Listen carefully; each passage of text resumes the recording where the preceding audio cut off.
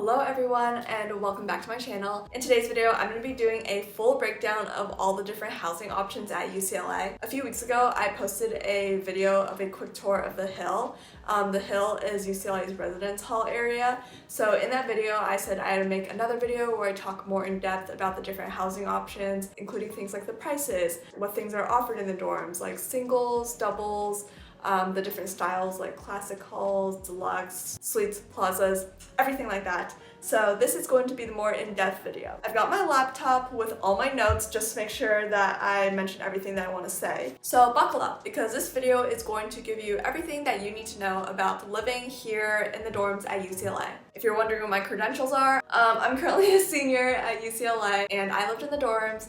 I currently live in an apartment, but yeah, I have experience living on the Hill and I have lots of friends who currently still live on the Hill. So I've seen all the different, I almost just said dining options. I've seen all the different dorming options. And also, if you want a video on all the different dining options, I have a whole other video that I made going through the dining halls and showing you kind of like a tour and what I eat when I go to the different dining halls. I will link that video down below. If you like this video, please give it a thumbs up and subscribe down below for more. It really helps me out. And I make a lot of different UCLA content, so definitely check out my previous videos or stay tuned for more.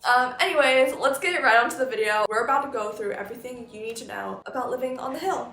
Okay, first things first is the classic residence halls. This is probably what you envision when you think of college and college dorms, you know, kind of like the more tighter, smaller dorms, the communal bathrooms. If you watch movies about college, this is kind of that image that they paint. As I said, I have all my notes right here on my laptop, so if I look down, that is why. So, at UCLA, the classic residence halls, there are 4 classic halls. There's Dykstra, Reber, Hedrick, and Sproul. The classic rooms can either be doubles or triples, which means it can be a 2-person occupancy, that is double, and then triple is 3-person occupancy. So depending on that, there will be 2 beds or 3 beds. For the classic residence halls, it's a communal bathroom, which means that you share the bathroom with your entire floor. And at first, when people hear this, they might be a little bit like, oh wait, like I have to share a bathroom with all the people on my floor, like that's a lot of people. Does it get dirty, messy? Well, let me tell you, UCLA does a really good job at keeping the communal bathrooms clean. They're cleaned multiple times throughout the day. My friends who have lived in classics, they said that they really didn't mind that they had to share a bathroom. If anything, they kind of liked it because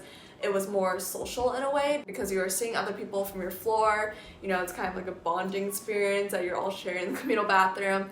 And when you go in the morning to brush your teeth, you'll like bump into a friend, stuff like that. So yeah, in terms of cleanliness, my friends said that they haven't really had that much of a problem. Each communal bathroom has 4 to 6 shower stalls, toilets, and sinks. The classic residence halls also have a study lounge on every floor. If you're a new student and looking for a way to meet people on your floor, one, I would say my first tip is to prop your door open. Like, have your door open throughout the day when you're, you know, working on homework in your dorm room, or like obviously make sure you're in the room. Don't just leave your door open and not be in the room. But like if you're in the room and you're just hanging out and kind of bored, have your door open because as people walk by, they can just pop in and say hi. It's a great way to make conversation. That's how I made a lot of friends when I was living on the dorm. Like people would have their doors open and it's just a great way to kind of get to know people, especially during the first couple of weeks of school because everyone is wanting to get to know people. My second piece of advice is to study on your floor study lounge. It's a great way to get to know other people on your floor because most likely they will also be studying at the study lounge if they're not in their room. Classic residence halls also have social lounges. These are typically like on the first floor and they have different things from like a pool table to like different games or just kind of like a more open area where you can meet other people from your building. Now, in terms of the actual room, every classic room is furnished with a bed. Specifically, the size is twin extra large. Okay, make sure if you're a freshman and this is your first time living in a dorm, make sure that the bedding that you buy is meant for twin extra large.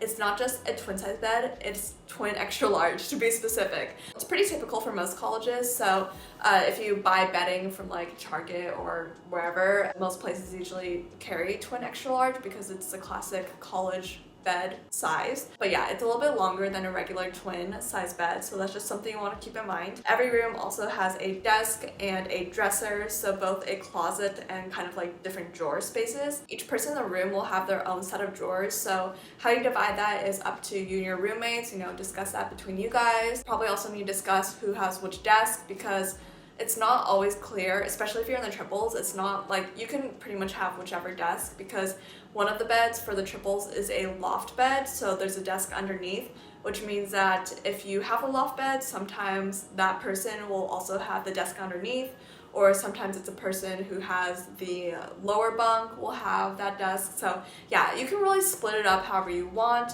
And also something to know about UCLA dorms is the ladder for the beds is completely removable. Some people choose to remove it because especially the classic rooms are very small, so the ladder does take up some real estate room. So some people choose to take it out, but if you do, you're gonna have to climb onto the desk to get into the bunk bed. So just keep that in mind, you know, it's an option if you want. Every building also has a laundry room, which has plenty of washing machines. I think I will link below my freshman year, the dorm that I lived in, so you can kind of get an image of what the laundry room looks like. There are plenty of washing machines. Well, okay. There are plenty of washing machines, but there are also, it's for the whole building, so there are a lot of students. But yeah, sometimes, like, you know, if you do your laundry during peak hours, like right after class or on the weekends or something, it can get kind of busy. So I would just do my laundry like at the most random hours, like late into the night or really early in the morning when no one else is doing it. So that's another tip that I have. In terms of pricing, I will put the different price breakdowns right here. The price will depend on what meal plan you get. I go through all the different meal plans in my dining hall video, so again, I will link that down below. But the different meal plans are 19p, 14p, 11p, and then there's just regular 19, 14, 11. The P basically means that it rolls over, so if you don't use that meal swipe in that specific day or week or whatever, it will roll over so that you can use it in the future. Since the meal plan and the housing are a joint kind of thing, that's why the pricing is determined by what kind of meal plan you have. But let's say you have a 14p meal plan.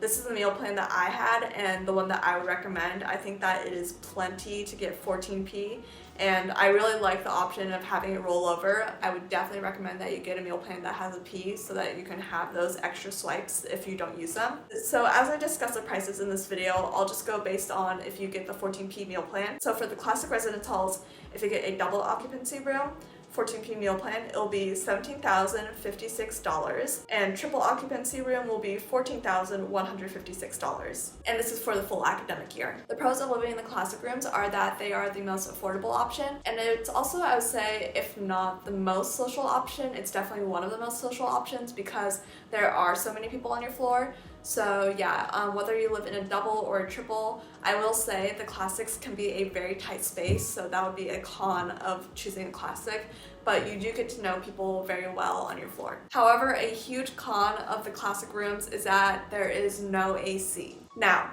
living in California, for me personally, I'm from Seattle, Washington, so it's a lot cooler over there. For me, I need AC. Like, I'm sorry, especially in the summer. Well, okay, we're not in school in the summer, but you know, in the early fall when it's still really hot out, or in the spring when it gets really hot, that AC can be really, really helpful. Of course, you can get a fan. That is something I strongly recommend. But something I learned is that AC and a fan are two different things, because a fan will radiate out, like it will like move the air that's already in the room, but it doesn't push out cold air. That's what an AC does.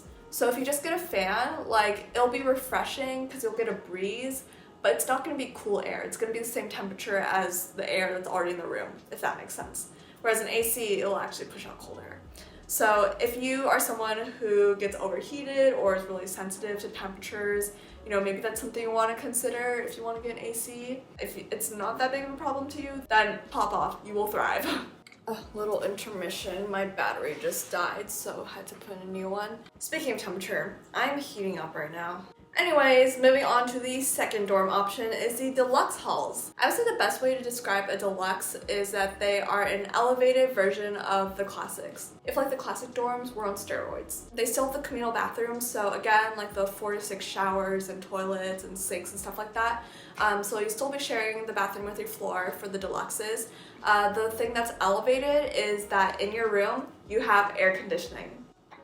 So if air conditioning is important to you, deluxe is the way to go. Also, the deluxe rooms are a little bit bigger than the classic rooms. Again, every room is furnished with a bed. That is going to be twin extra large bed, a desk, drawer, closet. No matter what dorm you have, you will have all those basic things like your bed, desk, drawer, things like that. And deluxes have study lounges on every floor. There's a laundry room on the first floor. In terms of where the deluxe buildings are located, so this will be Sproul Cove, Sproul Landing, Holly, Gardenia, Olympic, and Centennial. Olympic and Centennial are the newest dorms, so I personally never had the option of living there, but they are very, very beautiful. If you get the option of living in Centennial or Olympic, like, I would recommend. I visited my friend's dorm that she was living there last year, and let me tell you, they really elevated it.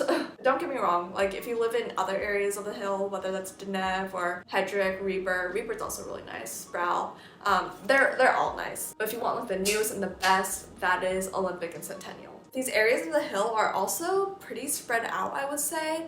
Like, the hill, as the name says, is quite literally a hill. It is an uphill incline, and at the very top it's like Hedrick and Hitch.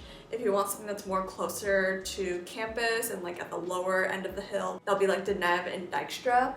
If you want a full kind of explanation of what the different buildings are and how far apart they are from each other, that is in my quick tour video, the one that I posted a few weeks ago, so I'll link that one down below as well. But yeah, it's definitely a trek and a half. If you live on the top of the hill, which is where I lived my freshman year, I lived in Hedrick, which is at the very top, so I definitely got my workout in. But my favorite dining areas were also kind of more towards the top, so you give and you take. In terms of pricing for the deluxes, with the 14p meal plan, if you have a double occupancy room, it would be $18,016. If you have a triple occupancy room, it will be $15,082. Okay, next category is the plazas. So this is a bit of a different style dorm than the classics and the deluxes, in the sense that you no longer have a communal bathroom. Instead, you have two options. You can have a private bathroom or a shared bathroom. If you have a shared bathroom, basically how that works is you'll be sharing with the dorm room next to you. So it'll be like a dorm room here, a dorm room here, and then in between you guys is your shared bathroom. So there'll be a door on either side. So at most, the number of people who could share a bathroom is 6 people. Like, if you lived in a triple plaza and the room next to you was a triple plaza, then the bathroom in the middle would be 6 people that share it. At the least, it would be 4 people. That is if you have a double on one end and then a double on the other end. These get cleaned out, I believe it is weekly. There's a cleaning service that comes and cleans your private or shared bathroom. And if you have a private bathroom, that would just be you and your roommates. So you have your own bathroom in your dorm room. Again, every room has the bed, the desk, the drawers, closet. You have your study lounge on every floor. You have the social lounges on the first floor, as well as the laundry room on the first floor. Plazas also have air conditioning, which is beautiful. In terms of where the plazas are located, so this will be Deneb, Sunset Village, Reber Terrace, Reber Vista, and Hedrick Summit. In terms of prices, with the 14p meal plan, if you have a double occupancy room with a shared bathroom, so that means you share it with the dorm room next to you, that will be $19,797. If you have a double occupancy with a private bathroom, that means that it's just you and your one other roommate that is using the bathroom. That would be $20,180. If you have a triple occupancy with a shared bathroom, so sharing it with the dorm next to you, that would be $17,022. If you have a triple occupancy and a private bathroom, so just sharing the bathroom with you and your 2 other roommates, that would be $17,328. Now, I'm looking on the UCLA housing website and I don't see the price breakdown for the single occupancy rooms. Basically, this is another kind of plaza suite kind of dorm option that they have in Hedrick Summit. I believe it's just Hedrick Summit that has this, maybe other places as well, but I lived in one in Hedrick Summit. But basically how this room is that there are 5 single rooms that share one bathroom. So you share the bathroom with 4 other girls, so it's 5 total. And then you each have your own single room. So I, for some reason, can't find the price breakdown of this on UCLA's website. I don't know if they're like not offering it anymore, but I'm pretty sure they are, because I thought I heard my friend talking about her having one this year. But if you want like a dorm tour of what that situation looks like, I will link my video of the dorm tour down below. Overall, the pros of the plazas is that you have more space, there's air conditioning, and there's a private or shared bathroom, like not the communal bathroom.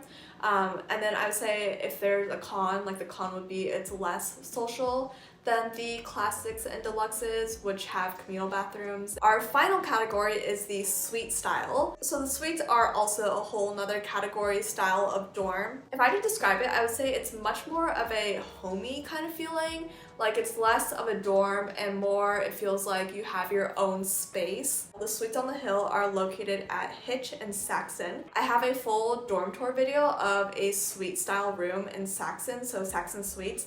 My friend lived there last year and she let me do a dorm tour of her room, her suite, and the general Saxon area, like the laundry room and the communal areas. So yeah, I'll link that video down below as well. I'm linking like all the different videos down below.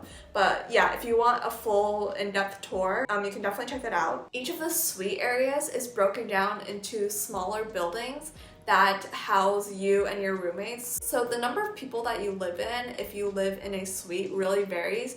You can have you and your roommate sharing with another set of roommates, or you can have even more than that, you can have less than that. It really depends, but the main kind of common denominator is that you guys will have your own bathroom, and you also have your own like living room, which is really nice. It also comes furnished, so you'll have like a couch and like a table already there. When I saw my friend's living room, the one that I did a dorm tour of that lived in Saxon, I was like, whoa, this is nice. Because like you'll definitely have a lot more space than if you were to live in the different residence halls. So the pros of the suites, definitely a lot more privacy, definitely a lot more space, whether that's storage space. Like they also have like a whole nother closet in their kind of bathroom area. So yeah, a lot more space than the residence halls. Cons would be that it's less social because you are not living with like, you know, other people in the hall. Like you can't just open the door and find a bunch of other people living in dorm rooms next to you. Now, I'm not 1000% sure if this is for every single suite, but at least what the UCLA website says is that these suites do not have air conditioning. It says no air conditioning for the suites. Also, to clarify, I have not lived in every single dorm style. Like I'm a senior, I've only been at UCLA for 4 years, so there's no possible way I could have lived in all these different dorm options. I've definitely visited all the different options because my friends have lived in the different style option dorms, but just because my friend lived in like Hitch Suites doesn't mean I know whether or not another suite has air conditioning or not. So going off the UCLA website, it says that the suites don't have air conditioning. So if I get anything wrong in this video, please don't come for me.